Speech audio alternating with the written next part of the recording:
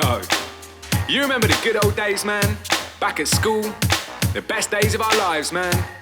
No work, no stress, no pressure, not a care in the world. You remember them days, man? Yeah, me neither.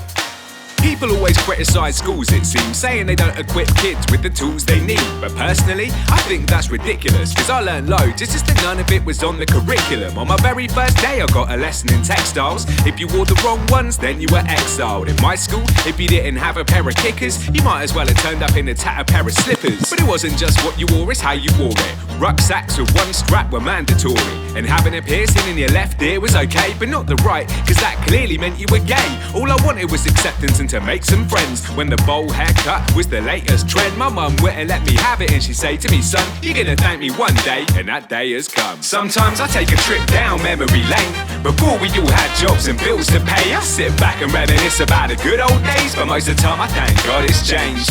Sometimes I take a trip down memory lane. Before we all had jobs and bills to pay, I sit back and reminisce about the good old days, but most of the time I thank God it's changed. I learnt more about social studies in recess, and from some fuddy-duddy in a tie and a tweed vest, I learnt that the door to popularity had two keys. One was brute force, the other was beauty. I learnt that the way to gain approval from the group came from being mean to people lower than you in the food chain. And much to my own shame and disappointment, I made the simple choice: if you can't beat them, join them. Back when I and Mike was biting Holyfield's ear off, we were arguing over who the hardest kid in the year was. But it was plain to all from the bus ride home, whoever sat on the back seat occupied the throne. But occasionally a challenger would step in the ring with the intention of usurping the king. The only thing that we didn't seem to learn was 200 kids chanting always led to fights getting broken up before they started. Sometimes I take a trip down memory lane. Before we all had jobs and bills to pay, I sit back and reminisce about the good old days, but most of the time I thank God it's changed. Sometimes I take a trip down memory lane. Before we all had jobs and bills to pay, I sit back and reminisce about the good old days, but most of the time I thank God it's changed.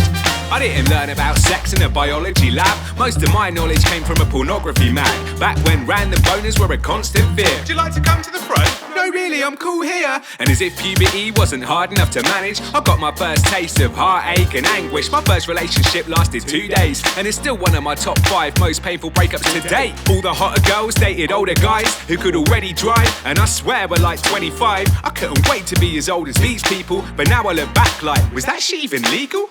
But all in all it wasn't so bad, apart from the slang and the vocab, the hair and the clothes fads, the pressure, the smoke bags, the fights and the romance. In fact, screw that place, I never wanna go back. Sometimes I take a trip down memory lane.